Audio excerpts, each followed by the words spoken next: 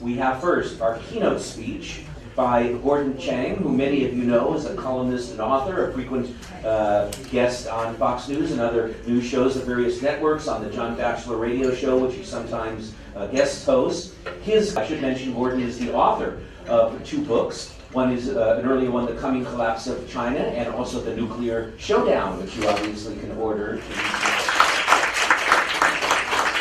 It's an honor for my wife and I to be here today.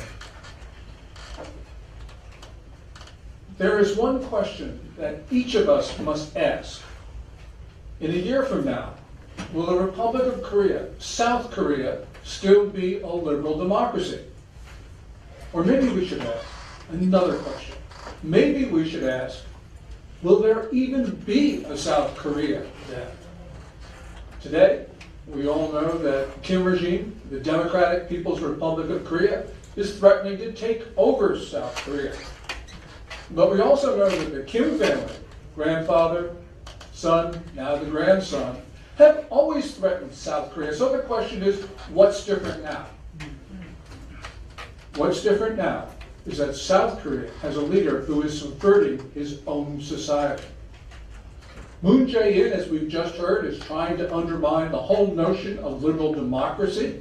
He is jailing his opponents. He is muzzling North Korean defectors. He is allowing pro-North Koreans to run around and have the free reign of South Korean society. He's taking down barriers to North Korea infiltration and invasion. We know that he's whitewashing North Korea. And of course, he wants to unify with North Korea, perhaps on Kim family terms. Moon Jae-in, in short, is dangerous. He's dangerous to his own country. If his goal were to help Kim Jong-un take over North Korea, he would be doing exactly what he's doing today. Kim Jong-un has no better friend than the president of South Korea. Let us look what happened when Moon traveled to Pyongyang last month to meet with Kim Jong-un. Kim had arranged about 100,000 North Koreans to greet the South Korean president. And the North Koreans were waving flags. They were waving either the flag of North Korea or the blue and white unification standard. What they were not waving, not one of them waved the South Korean flag. Moon Jae-in just didn't seem to mind about that at all. Matter of fact, the only South Korean flag was on the lapel of Samsung's Lee Jae-yong, who accompanied Moon. But that's it. And Jay, thank you very much for the flag.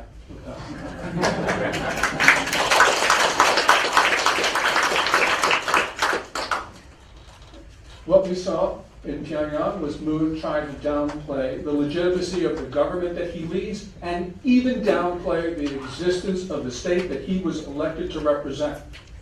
So let's look at what Moon actually said when he was in North Korea. And pardon me for my pronunciation. Moon on the trip often used the phrase Namchuk, literally south side or south, when the custom has been for South Korean presidents to refer to it Hanguk, literally the country of Han people. Similarly, Moon, when he was in North, said Namchuk Gukmin, that translates as South Side citizens. South Korean presidents would normally say Ori Gukmin, literally our citizens, or figuratively my citizens. In contrast, Kim Jong-un did not return the favor. When he talked about these things, he only used the communist term Ori Inmin, our people or my people. Moon's choice of words clearly indicated that he was subtly, but nonetheless significantly, he was not asserting the right of South Korea to exist. Now, Moon obviously wants to change that position, which has been core to South Korea's existence since its founding in August of 1948. So, for instance, recently his Ministry of Education has disturbingly changed the textbooks. Up to now, South Korea's textbooks have said that Seoul, quote, is the only legitimate government on the Korean Peninsula. New textbooks, those authorized by Moon, do not include that phrase. Also, the Unification Ministry's training materials no longer include that important declaration. Now, to pave the way for unification, which is obviously Moon's cherished goal, he's also tried to make South Korea more compatible with Kim Jong-un's North Korea. Most fundamentally, the Democratic Party of Korea, Moon's party, led an attempt to remove the concept of liberal from democratic in the South Korean constitution. Now, fortunately, South Korea's conservatives were able to rebuff that effort, but the Education Ministry in June of this year tried to change the country's textbooks again to eliminate the concept of liberal from the concept of democracy. The ministry had to relent in some respects, but nonetheless we can see what Moon is trying to do. Moreover, Moon's government has given only a lukewarm endorsement to the National Communication Formula, which has been endorsed by every South Korean president since 1989. And that formula affirms that a unified Korea should be a liberal democracy. The Kim regime in the North, of course, rejects the term liberal, but it does say it's democratic. And so therefore, what Moon is trying to do is to remove a barrier to unification. Moon Jae-in, unfortunately, in tangible ways, is also undermining democracy. Since becoming president in May of last year, he has used the control of the big broadcasters to muzzle those views that he does not like, and also to promote North Korean views. And as Lawrence Peck has pointed out to me, recently an American expert who was visiting Seoul was warned by a state-funded broadcaster not to voice views of criticism of Moon's approach to North Korea. Now Moon's government is going after free expression on social media.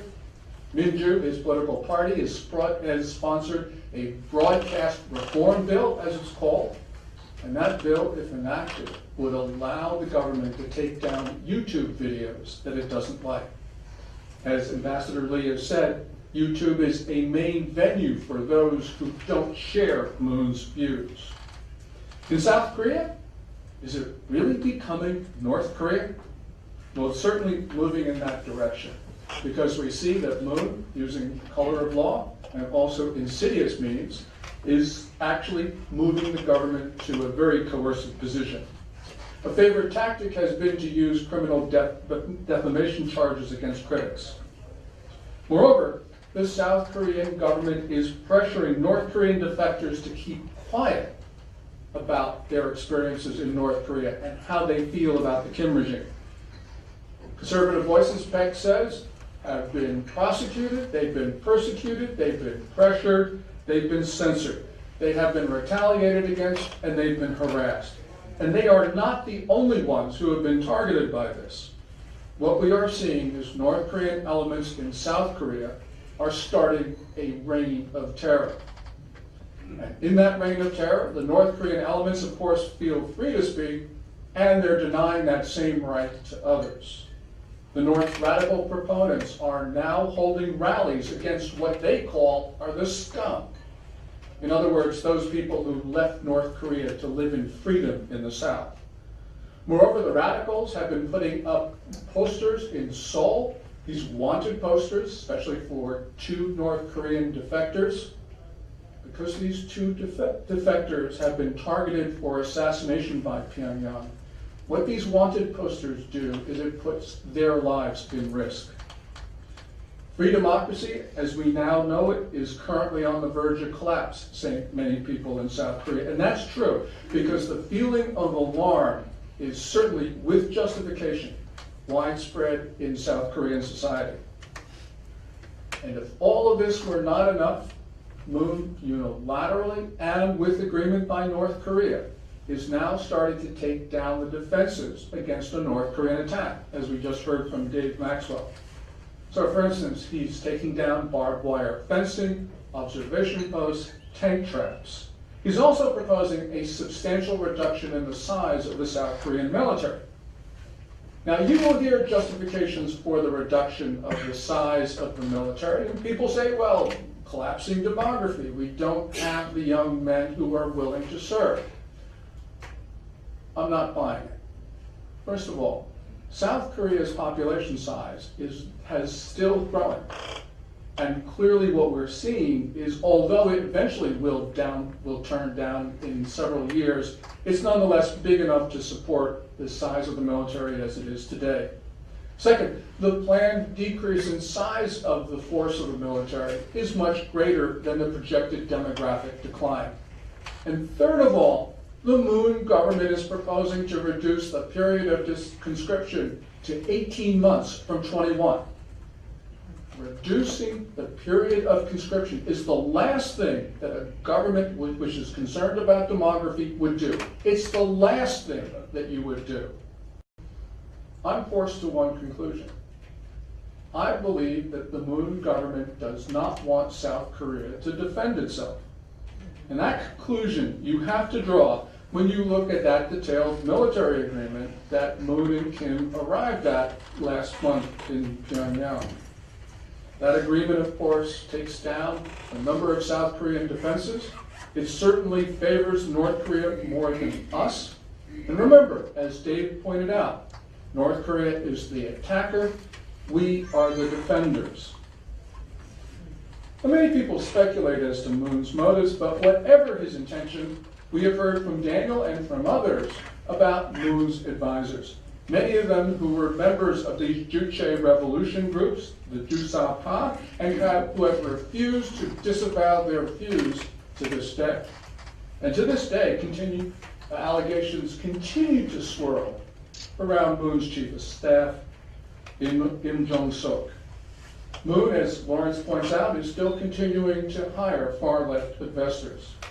Therefore, Moon's refusal to insist that North Koreans fly their flag, his flag, the South Korean flag during this trip, is disturbing. This is a breach of diplomatic protocol, and any national leader would have insisted that the South Korean flag be flown. As my friend Dave Maxwell says, I'm sorry to rely too much on you, Dave, but you are the source of my wisdom on this. The North continually attempts to subvert, coerce, and extort South Korea. And now Kim appears to have recruited a sympathizer in the form of the South Korean president. As a result, we all have to be concerned that South Korea is becoming defenseless, under threat from a militant regime. As an additional matter, there's a danger, a real danger, that the United States is just going to get sick and fed up with all that's going on and walk away from South Korea. We know that we have a president who in March of 2016, when he was running for the White House, actually suggested that the United States walk away from not only South Korea, but Japan. But there is real anger these days, and that anger is justified, as it should be. We've got to remember, go back to the end of October of last year when the South Korean Foreign Ministry issued, in conjunction with the Chinese Foreign Ministry, the infamous 3 no's. Those 3 no's were that South Korea would not allow any more emplacements of the American-built THAAD missile defense system, that South Korea would not participate in any ballistic missile defense system, and that South Korea would not join any tripart alliance with Japan and the United States. Now, there was no or virtually no consultation with Washington before South Korea issued the 3 no's, and that, of course, is inconsistent with South Korea's obligations as a treaty partner. By issuing the 3 no's on missile defense and alliance matters, South Korea essentially told us 2 things. First of all, Seoul was saying that Beijing was more important to South Korea than the United States. And Seoul was saying that although the United States is obligated to defend South Korea, we cannot use certain weapons to do so because China would be angry. Since when did China get a veto over the defense of the Korean Peninsula? Since when do the Chinese get to say what weapons we can use to protect ourselves from a threat that, after all, China has nurtured? And of course, the military pact last month, that too was negotiated and signed without consultation with the United States. So it's not surprising that American officials are a little bit hot under the collar these days, and we turn to what happened this week, which was certainly a diplomatic breach on the part of the United States. South Korea's Foreign Minister Kang just said a couple days ago that no, Secretary of State Mike Pompeo was not uncivil to her. Well, I think he probably was, because the reporting also indicates that Pompeo was so upset during a phone call with Minister Kang that he actually hung up. He cooled down and then called her back later. Yeah, it's a diplomatic breach, but I don't blame Pompeo, because I probably would have done the same thing. And maybe, just maybe, what we're seeing is a deliberate strategy on the part of the South Koreans to make the U.S. so upset that we do walk away. Getting America off the peninsula, which is a result of a peace declaration that Moon Jae-in wants, well, what would happen? Yes, immediately after that, you would hear all those forces that Daniel talked about. They would then say, look, there's no need for American troops anymore. Okay? No American troops, no alliance. What happens? It's what Maxwell talks about. Sorry, Dave. But it's exactly what he'll talk about, and that is North Korea will intimidate South Korea into submission. The danger of Moon's moves, therefore, is the existence of the South Korean state will be ended. There'll be no more free Korea, the better version of Korea. So if South Koreans don't stop their president, then we could see the DPRK in a position to take over the South. And that's not just my view. Kim Jong-un in recent months has been talking more and more about quote-unquote final victory, which is North Korean code for the elimination of the South Korean state. So he's getting optimistic that he, Kim Jong-un, will be able to do what his granddad and his dad was not able to do, which is to absorb South Korea. So what should we do? Well, we need to convince the American public that the Mutual Defense Treaty with South Korea is not just for the benefit of South Korea, but it's also for the benefit of the United States. Why is this the case? Why is it in the interest of the United States? Well, first of all, for more than a century, about a century and a half, American policymakers have drawn their Western defense perimeter, not off the coast of Hawaii, not off the coast of Guam, but off the coast of East Asia. South Korea, which is of course on the continent of East Asia, anchors the northern end of that defense perimeter. And with South Korea in unfriendly hands, it makes Japan, another treaty partner of the U.S., untenable to defend. Second, we all know that this is a time when democracy, the form of governance, our governance, is under attack by large authoritarian states and under attack by others. We cannot afford to lose any free society, especially a free society as important as South Korea's. All of us, South Koreans and Americans, should continue protesting in Seoul, and we should continue talking to the American public and American policymakers. Americans need to hear that not all South Koreans support their President Moon Jae-in. Americans need to hear that South Koreans want to continue to live in freedom. All of this, of course, is a tall order because, as we've heard so many times today, the media is firmly in the control of Moon Jae-in. But this is a struggle that we can win, and it's a struggle that we will have to win. America's security is dependent upon the security of South Korea. South Korea's security is dependent on ours. So for Americans, from our point of view, defending South Korea is defending America. And that's why these conversations, and that's why these months are so important to us, because we may not have much time. So for all that you have done, and all that you will do, I salute you. May we all live in peace, and more important, may we all live in freedom. Thank you.